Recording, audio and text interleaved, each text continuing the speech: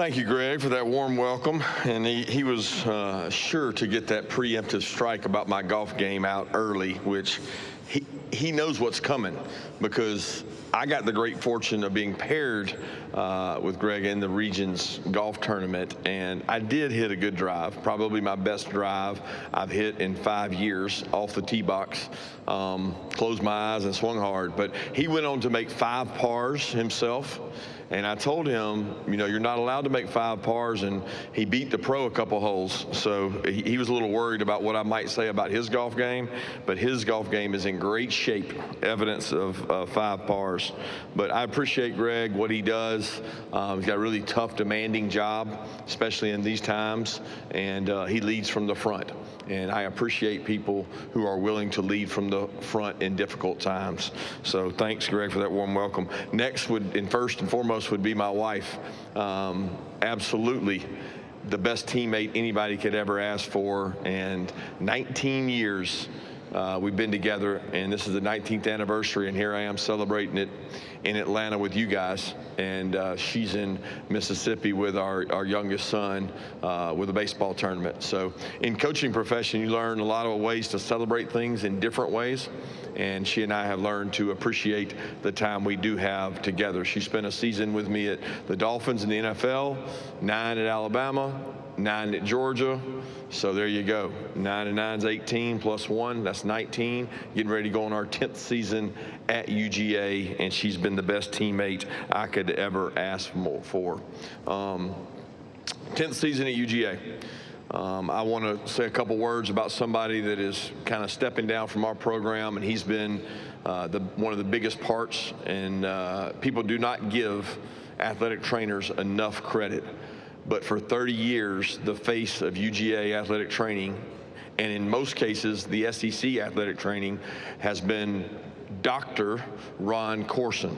He got his doctorate yesterday in athletic training, and I want to give a shout out to Ron and all he's meant to our program at the University of Georgia and what all he's done. He is a selfless man that is given to multiple head coaches.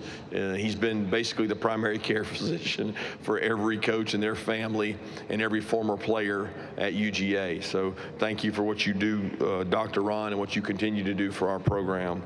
Real quick, 3 football players we brought today. I know everybody likes to talk about their guys. I'm going to brag on mine. So C.J. Allen is a rising junior and one of the best leaders we've had in our program at linebacker.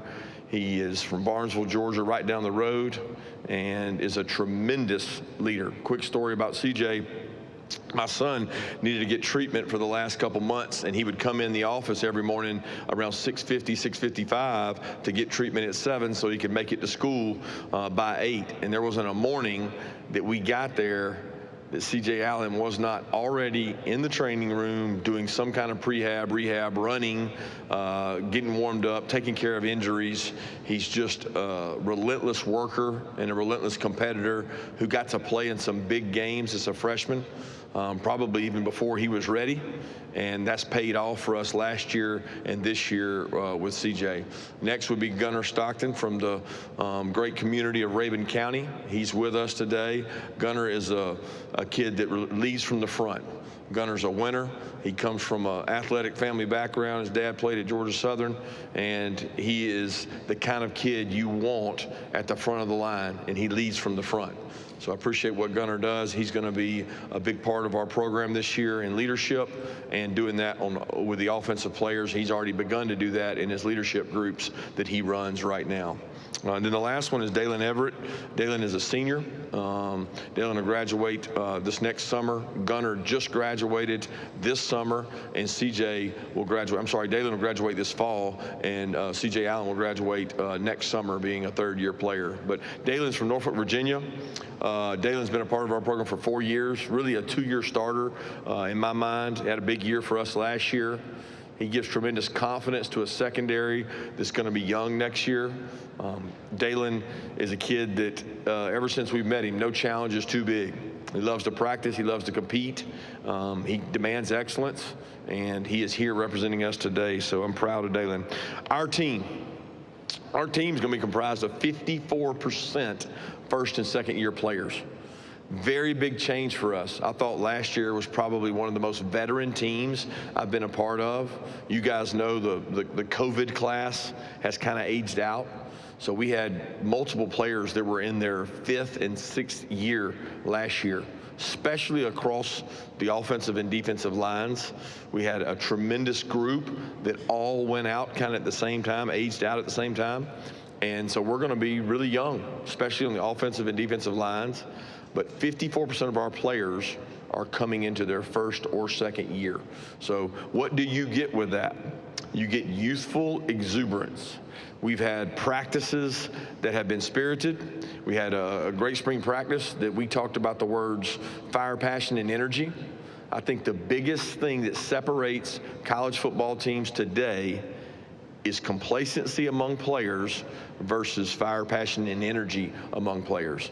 So we've tried to highlight those traits as much as possible with our players. Our players need to bring juice and energy each and every day. If they don't, they'll be confronted by the players that do. And if the players continue to do that, we'll have a successful season and a successful football team. In a day and age that I think Sankey referenced it yesterday, times are changing. College athletics and college football is not broken. He used the word strained. I would say that it's in a time of change and influx that you have to navigate better than your opponent. You have to navigate better than your competitor, whether that's conference to conference or within your own conference. And we continue to find ways to do that at University of Georgia. We sell relationships over transactions. We think the relationship still wins out because the relationship allows you to push people and demand excellence. And we're going to continue to do that at Georgia. We don't believe in just being transactional, because when you're transactional, you cannot accomplish whatever your ultimate goal is, whatever your greatest reach is, whatever the ceiling is for every player and every team we have. You don't reach that without relationships. So we're going to try to win 24-hour increments each and every day to make sure we still attain that. A great example of what I think about in college athletics, I wanted to share. Leland in our sports information department has a young lady that just won a national championship with our track team. Kayla is with us today. Kayla Jackson from Detroit, Michigan, came all the way to Athens, Georgia to run track. She won a national championship with our women's track program, and she is kind of interning, kind of mirroring us in SID today, and that wouldn't be possible without college athletics. I don't think enough of those stories are told, and that is important to me. I'm a traditionalist. I believe in the college athletic background and what it does for people, what it did for me and my family, what it did for my wife being a female athlete at the University of Georgia and playing basketball. That experience paves the way for future success, and I believe in that. So with that, I'm going to open it up in honor of the great Bob Holt. We'll call it the Bob Holt question because he used to have the first one every time. Thank you, Coach Smart. If you do have a question, Miles, Ty, and Olivia will get a microphone to you. I appreciate the tribute to our friend Bob. All right, we'll start right here in the middle aisle, Coach, right in front, near all, about halfway back.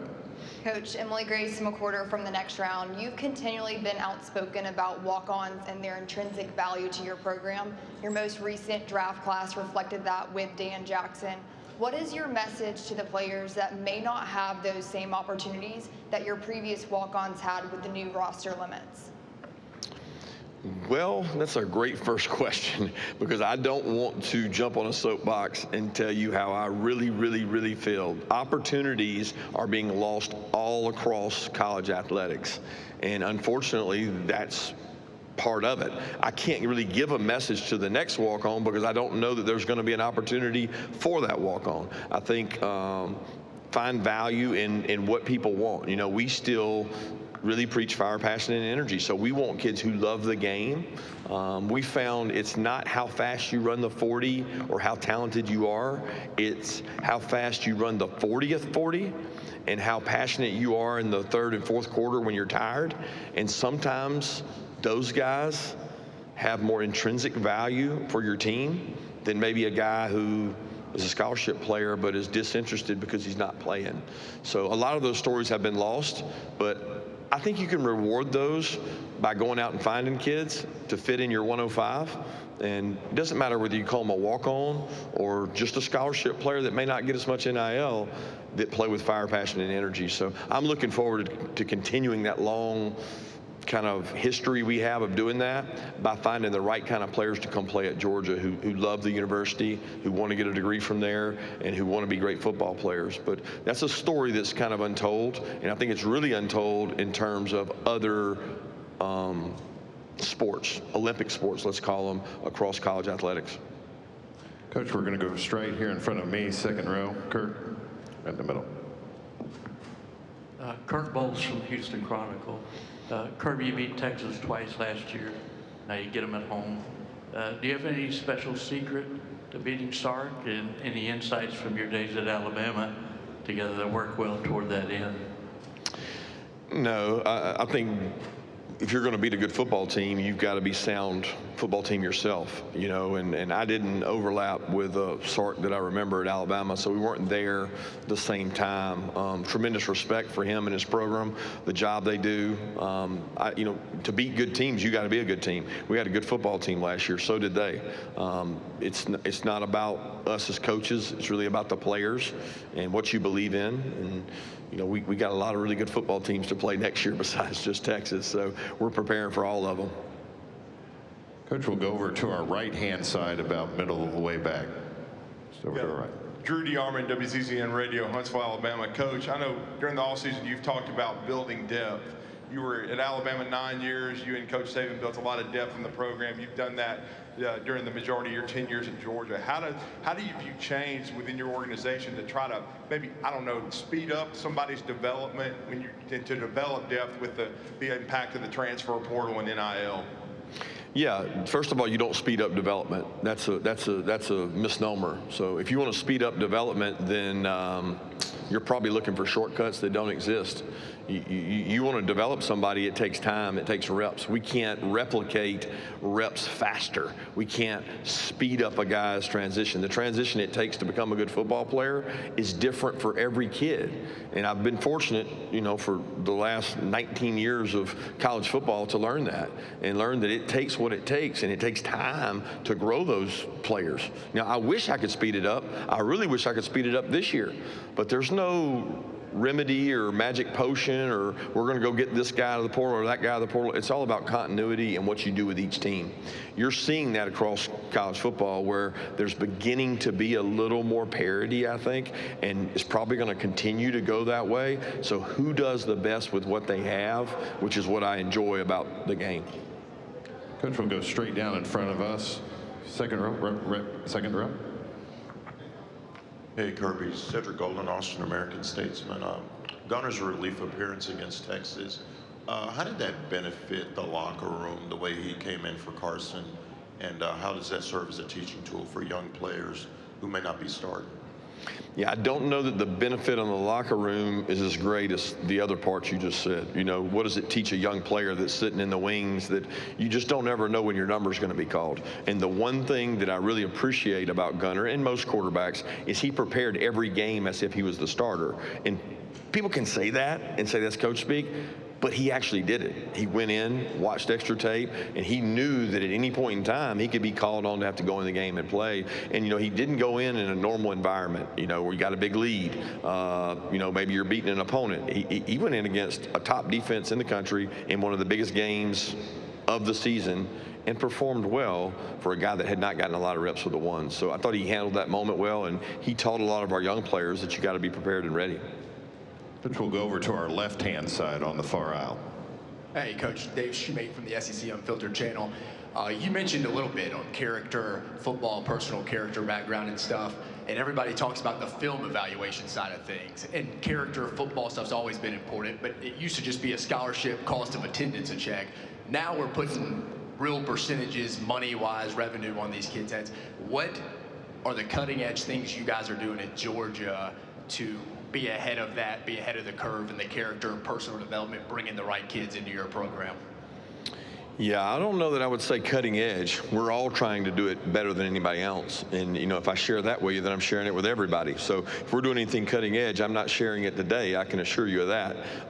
What I do think is important, or more important, that you hit on is it's less about what the tape looks like. Okay? For instance, if we're going to sign 4 corners or 4 DBs, there's going to be 1,000 DBs that are good enough on the tape. Let's don't talk about the DBs that are above the line. The line is, are they good enough to play winning football at Georgia? There's thousands. Let's just get the ones that care, the ones that are not transactional, that are relationship built. They want relationships. They want to be coached. They want to be pushed. And yeah, they're going to get paid. No coach is going to stand up here and say they don't want players to get paid. We want them to get paid. I am completely comfortable with that. What I want is them want to get paid and that not change how they go about their business. That not change if they're sensitive to being demanded excellence of. And it's so ironic to me that you meet a parent and they're like, Coach, I really want my son to play where he's pushed and demanded of, and he gets coached each and every day the hard way, because I honestly don't think he can make it without that. I mean, we all needed it. I needed it at 17. A 17-year-old needs to be pushed. Doesn't preclude them from gaining monetary value. They can do both those two things. But a lot of coaches aren't willing to do that. People don't want to confront and demand anymore for fear of losing a player. I would rather go get the right player that buys into that, and then I've got something special when they do develop and get all those reps. Coach, we're going to go in the center aisle, 3rd row, right in front. Yeah, Kirby, Barry Trammell, Tulsa World. Your 25 non-conference schedule is what it is, but going forward, it's pretty robust, including 2030. You got Georgia Tech, Clemson, and Ohio State. What's the chances those games hold and that the scheduling philosophy that you guys mapped out continues? Really no clue what the chances are. That's, you know, it's one of those things that I can only speculate on. I love big out-of-conference games. I love opportunities to play teams on a big stage, to open with big games. You know, everybody talks about it. I think that's where we're headed, you know what I mean, to have that kind of schedule where you get to play out of conference and you play other, you know, the A4s. I love those kind of games because our kids get up for them, you know. I think the bigger decision is how many teams are going to be in the playoff. How do we go about selecting those playoffs? You're going to motivate more teams to play schedules like that with a fix in the way we go about selecting the teams. Okay, we're going to go over to our right-hand side, about midway back. Hey, Coach. Hamilton Culpepper with Bulldog Illustrated and the Hammy Show. You keep talking about how fire, passion, and energy are huge pillars of the Georgia football program, actual added pillars to the foundation. Can you name a few players, specific players that have exhibited it thus far, and why add it in this particular offseason? Well, it's hard for me to pick 1 or 2 players. I actually want them to compete to separate themselves as guys that have fire, passion, and energy. We've picked a few. I don't really choose to share them publicly today because that could change as soon as tomorrow. Who's working out the hardest, who's leading, and who's pushing. But why is it important to identify it now? Because the culture in college football is slowly changing. You got to remember, I was part of a 9-year program and a 9-year run that was one of the greatest ever in college football, okay? And now I'm at a place that's doing it right and competing in a really high level. I've seen what it looks like to have fire, passion, and energy, and I've seen guys that were really hungry, and I go back to a Dante Hightower, Rolando McClain, a Julio Jones, a Trent Richardson, a Mark Ingram, all the way to Roquan Smith, to Nolan Smith, to Jordan Davis, to George Pickens, to Jake Fromm, to guys that played in our program, DeAndre Swift. You know what they had? They had a love for the game and fire, passion, and energy. That's not the same as it used to be. You can say what you want, but there's people more in college football today, especially in the SEC, that are comfortable with where they are. This is a pretty good life. I'm earning $200K a year. I'm very comfortable.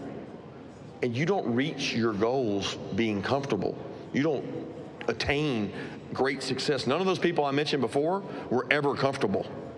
They were aiming at something. They had a goal. They wanted to go achieve it. What you see now is like, where's the drive and energy and enthusiasm? Well, we want people that have it. We're going to seek it. We're going to try to go find it. And if we can just do that 1% better than everybody else, gives us an opportunity to be ahead. Coach, we're going to go right in front of me, front row. Eric Henry, 24/7 Sports. Kirby, just curious, Texas has got a lot of attention entering this season, and you talk about how underclassmen heavy your program is. Do you sense a level of eagerness from the underclassmen to go prove that, hey, we can be just as good as the Georgia teams of the past, and quite frankly, we beat Texas twice last year? Yeah, a lot of those kids didn't. They weren't the guys on the field. But yeah, I do sense in our practices and our workouts and the things we've been able to be a part of in the spring, there is a youthful exuberance. There is that can be positive and negative. I can sit up here last year and tell you how experienced we were. We had all these guys coming back. They played a lot of football. But are they motivated, and are they really wanting to be great? As opposed to something when it's new, there's a lot more excitement. It's their first time getting a chance to start. It's their first time being a major player in the rotation. So there's good and bad about both. We got to manage that. We got to be patient with them, and we got to get them better. Go down to the center aisle, Mike. Mike Griffith, Atlanta Journal-Constitution and Dog Nation. Kirby, how much have your practices changed, or how much do you plan to modify them from the time of the back-to-back titles and Bloody Tuesdays now with longer seasons and now roster limitations in effect? Well, it depends on how limited our roster is, because we're not all operating off of 105 right now. We have the ability, because of the settlement, to have some guys that were grandfathered in. So we will make changes and adaptations to how we do things based on our numbers. But right now, I don't know what those numbers are going to look like for fall camp and how many people we're going to bring in. So, the season, ultimately, we may have similar numbers to what we've had past years. Eventually, that's going to go down to 105, and you're going to have to change with each and every year. And I think you evolve as a coach. We've got to find more creative ways to get reps and grow players. And, we all study NFL teams the way they go about it. I just don't know if that's a perfect mirror, because the kids we're trying to develop need more reps than an NFL player. First thing a general manager tells us when they come see us is, don't come to our league to develop.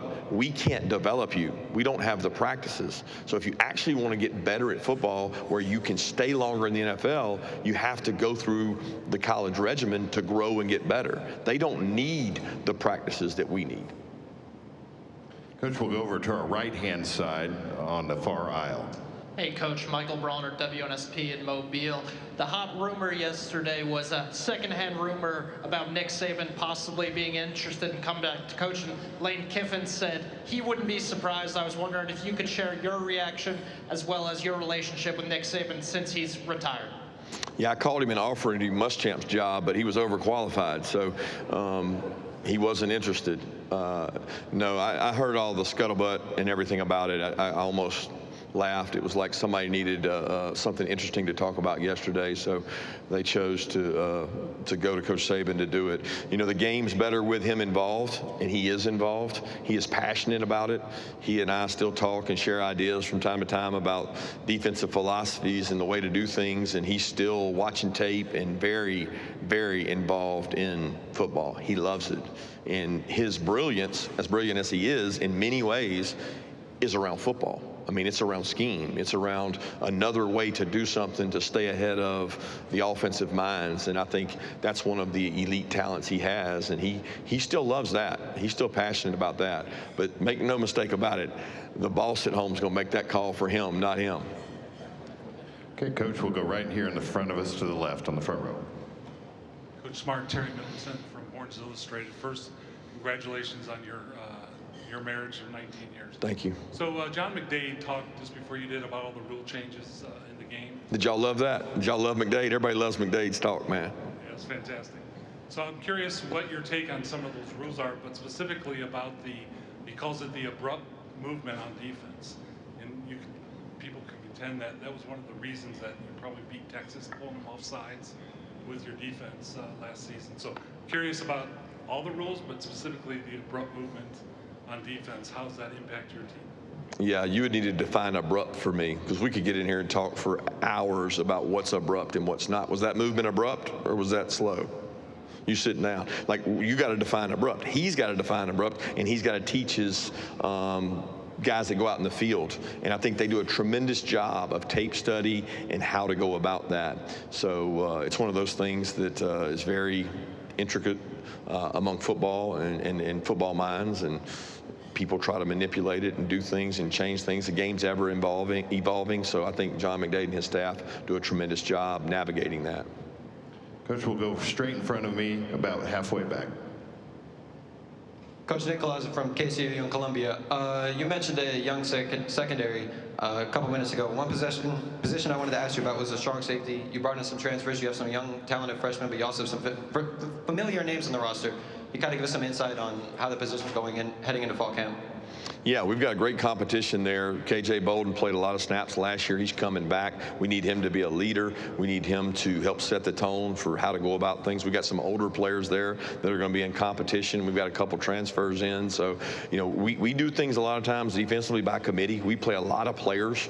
I think we had third or fourth most players, over 100 snaps. So if you come to Georgia, you expect to play. We want to give you an opportunity to play, so we get a lot of those guys reps and grow them, and we'll see where we are in fall camp at that position. Okay, we'll take one final question in the section in front of me, again, about halfway back. Coach Joe Gaither, Alabama Crimson Tide on SI. The last time that Alabama played Georgia in Athens, you were a defensive coordinator for the Crimson Tide. What are your thoughts on that game? This coming up year, last year's game was great. What are your thoughts on hosting Alabama this season? It's a great atmosphere, just like we went into last year to play them. A night game on the road. They'll come to our place and play. A tremendous atmosphere. I know a lot of people from Tuscaloosa coming over to the game. Athens, the city of, loves it. We bring a great environment. You know, it's what college football is about. This game is about playing great matchups like that. It's what the fan bases want. It's what the nation wants. It's what college football needs. It's what college football in the SEC is about. You know, Georgia, Alabama at home at our place. I wish it could happen more often. Seems like we've played over there 3 or 4 times since they've come to see us and play. So it's a great opportunity, and look forward to it. Coach Smart, we appreciate your time this morning. Thank you, and go Dogs.